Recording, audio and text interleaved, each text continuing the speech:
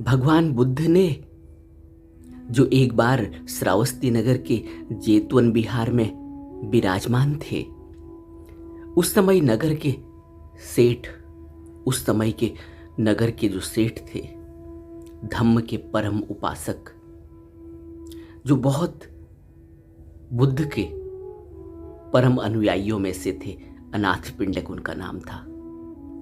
अनाथ पिंडक वहां आए और बुद्ध से सुखी व गृहस्थ के सुख के बारे में जानना चाहा। तब बुद्ध ने कहा, हर गृहस्थ को पहला सुख जो होता है वो है संपत्ति के स्वामित्व का। यानी जब भी कोई गृहस्थ संपत्ति इकट्ठी करता है, ईमानदारी से न्याय संगत ढंग से कमाता है, अपनी मेहनत से, मजदूरी से संपत्ति को इकट्ठा करता है, तो वह उसका पहला सुख है।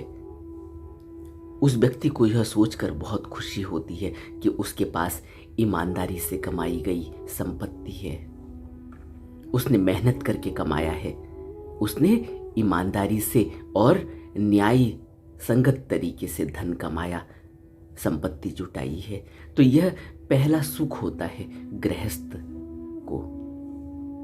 फिर बुद्ध ने आगे कहा कि दूसरा सुख है उस संपत्ति को भोगने का, जो भी उसने ईमानदारी से, मेहनत से और उचित ढंग से कमाया है, उस मेहनत और ईमानदारी से कमाए गए धन को जब वह अपने परिवार के ऊपर खर्च करता है,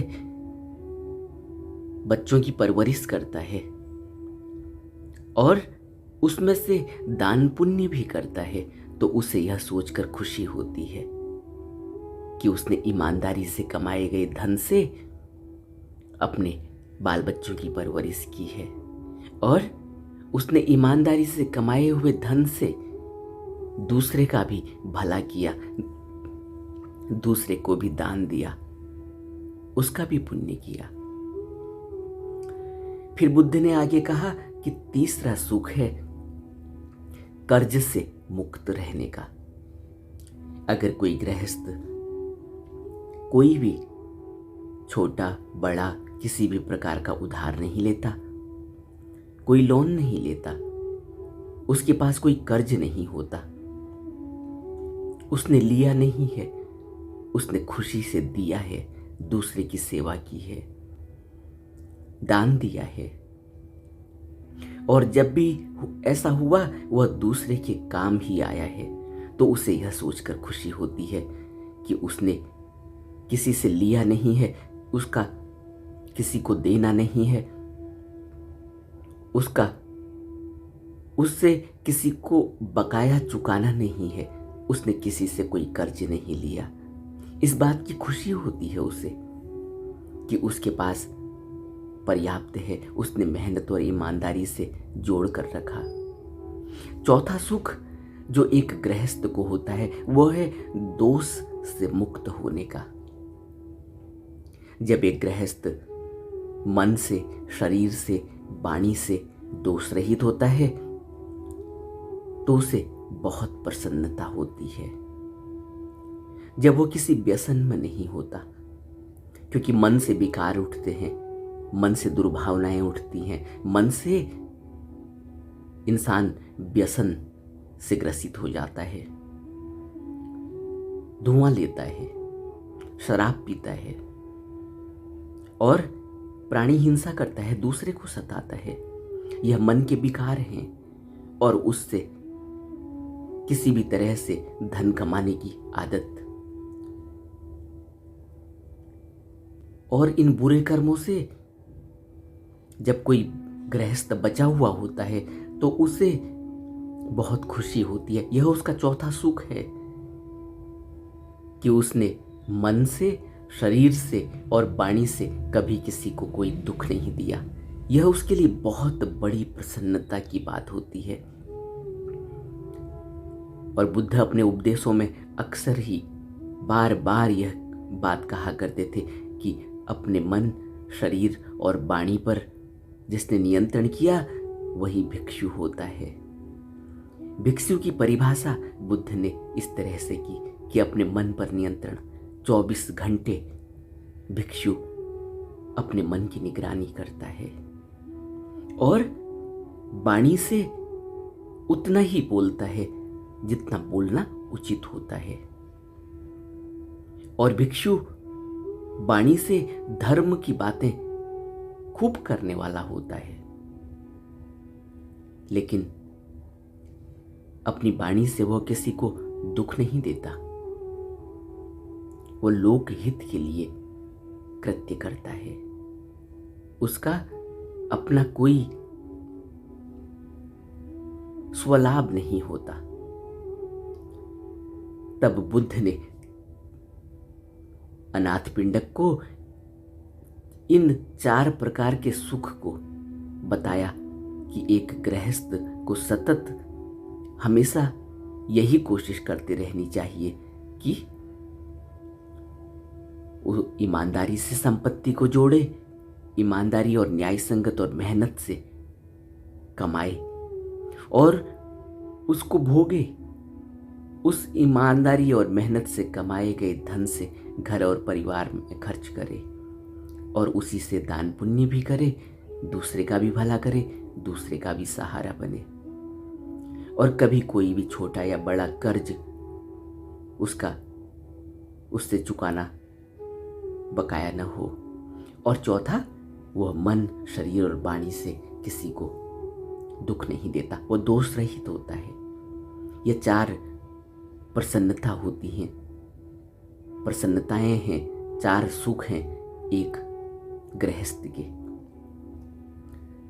तब बुद्ध ने कहा, धम्म पीति सुखम सेति विपनेन चेतसा अरियप वेदिते धम्मे अरियप वेदिते धम्मे सदा रमति पंडितो। जो पंडित है वह इस धम्म के रस का पान करने वाला होता है। वह प्रसन्नचित्त होकर सुख भोगता है, वह सुखपूर्वक सोता है, वह दुखी नहीं होता, क्योंकि वह इस अमृत का रस पान करता है। उसके चित्त की निर्मलता होती है, उसका चित्त निर्मल होता है। और जो इसे पीता है वह प्रसन्न मन से सोता है। इतना ही नहीं, अत्यंत प्रसन्न मन से सोता है। शारीरिक नींद व जागृति के समय में भी सुख से सोता है। ऐसे व्यक्ति के पास अनूठी ऊर्जा होती है। क्यों? क्योंकि वह सुख में है। उसके पास मन से कोई दुख नहीं, उसके पास शरीर से कोई दुख नहीं, उसके पास वाणी से कोई दुख नहीं। उसका किसी को कर्ज उसने किसी से लिया नहीं है, किसी को उसने बकाया चुकाना नहीं है। और ईमानदारी से कमाए हुए धन से वो अपने घर परिवार का गुजर बसर करता है और दूसरे को भी मदद करता है। और जो भी उसके पास है वो उसका स्वामी है। उसने मेहनत से कमाया है, ईमानदारी से कमाया है, उसने किसी को सताया नहीं। धन कमाने के लिए उसने किसी से मिथ्याचरण नहीं किया, धोखा नहीं किया, झूठ नहीं बोला। इसलिए वह सुखपूर्वक सोता है। धम्म पीति सुखम सेति विपनेन चेतसा। कि अनाथ पिंडक, ये 4 प्रकार के सुख हैं जिसके लिए एक गृहस्थ को सतत कोशिश करती रहनी चाहिए। शारीरिक नींद व जागृति के समय भी वो सुख से सोता है और उसके पास अनूठी ऊर्जा होती है। उसका एक ओजस होता है, उसका एक आभा मंडल होता है, उसके अंदर एक जगमगाहट होती है। और इसीलिए वह सभी लोगों का चहेता होता है।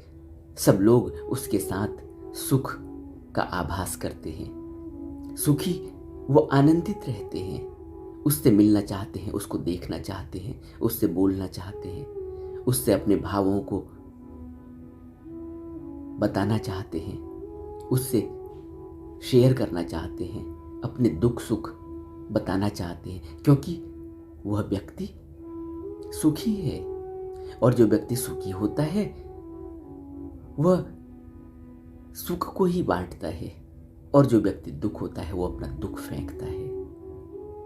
दुखी व्यक्ति दुख फेंकता है। जैसे देखा ना, कभी हम किसी कूड़े घर से गुजरते हैं तो अपनी नाक मुंह बंद करके चलते हैं, रुमाल लगा लेते हैं। क्यों? क्योंकि हमें पता है कि यहाँ से बदबू उठ रही है, कूड़ा घर है, यहाँ से बदबू उठेगी, अपनी नाक बंद कर लेते हैं। इसी प्रकार जो व्यक्ति दुखी होता है, लोग उससे बचने लगते हैं, भागने लगते हैं। क्यों? क्योंकि वो अपना दुख फेंकेगा, वो दूसरों को गालियां देगा, उसने मेरे साथ ऐसा कर दिया, उसने मेरे साथ ऐसा कर दिया। वो कभी यह नहीं कहेगा कि उसके अंदर क्या कमियां हैं, उसने किसके साथ क्या गलत किया। इसलिए लोग ऐसे व्यक्तियों से बचते हैं जो दुख फेंकते हैं, जो दुख में जीवन जी रहे हैं। इसीलिए कहा जाता है कि ज्ञानी पुरुषों का सत्संग करना चाहिए।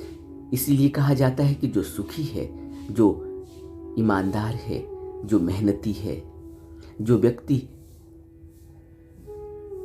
का जीवन सरल है, जो व्यक्ति मन से शुद्ध और साफ है, उस व्यक्ति की संगत करनी चाहिए। हमें इन बातों का बहुत गहरे में अपने अंदर में इनको बैठाना चाहिए, क्योंकि एक गृहस्थ के जीवन में यही 4 सुख हैं। और अगर जिसके पास भी यह 4 प्रकार के सुख नहीं, उसका जीवन कहीं न कहीं रीता रीता खाली खाली ही रह जाता है। हमें बहुत गहरे में, क्योंकि देखो, जीवन तो जीना पड़ेगा। अगर हम दुनिया में आए हैं तो हमें जीवन तो जीना पड़ेगा। हम इससे भाग नहीं सकते, हम इससे बच नहीं सकते। और जीवन जीने की यह कला है जो बुद्ध ने अनाथ पिंडक को बताई कि अनाथ पिंडक, एक गृहस्थ संसार में रहते हुए भी सुख में जीवन जी सकता है और अच्छी तरह से धम्म का पालन भी कर सकता है। जब धम्म का पालन करेगा, जो भी व्यक्ति धम्म का पालन करेगा, तभी उसका मन साफ होगा, तभी उसकी वाणी साफ होगी, तभी उसका शरीर भी साफ होगा। यह जो चौथा सुख है, जिसको बुद्ध कहते हैं अनाथ पिंडक को, कि अनाथ पिंडक गृहस्थ मन, शरीर और वाणी से अगर दोष रहित हो तो यह उसका चौथा सुख है। और यह बहुत बड़ा सुख है एक गृहस्थ का, क्योंकि गृहस्थ मन से कमजोर होता है। क्यों? क्योंकि गृहस्थ को बड़ी उलझनें होती हैं, वह मन से दुखी होता है, क्योंकि उसने अब जब वो गृहस्थ का बीड़ा उठाया है तो उसे अब पूरे घर परिवार को देखना होता है। उसको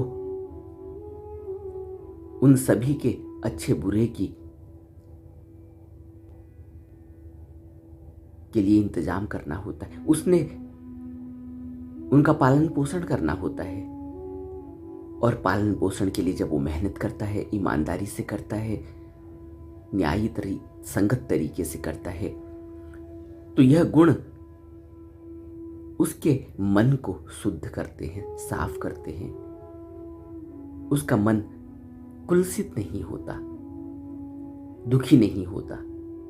और जिसका मन दुखी नहीं है, उस व्यक्ति के अंदर रचनात्मकता होती है, वह व्यक्ति कार्यकुशल होता है। क्यों? क्योंकि उसका मन जो भी वो काम करता है उसमें 100% लगा हुआ होता है। क्योंकि मन कब नहीं लगता?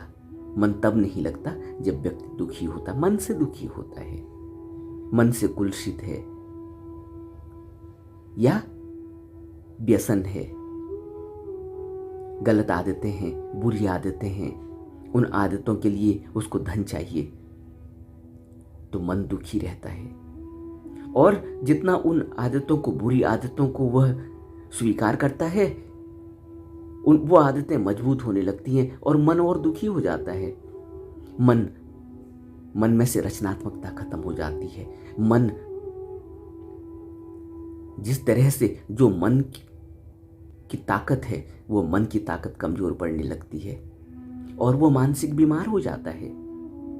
इसीलिए चौथा सुख गृहस्थ का बहुत ही ज्यादा महत्वपूर्ण है। और जिस व्यक्ति ने भी मन और वाणी से और शरीर से अपने को शुद्ध रख लिया, उस गृहस्थ को कभी कोई दुख नहीं होगा, वो धर्म का पालन भी कर पाएगा। हमें अनाथ पिंडक को दिए इस उपदेश का लाभ उठाना चाहिए और बुद्ध की बातों को अपने जीवन में उतारने की कोशिश करनी चाहिए।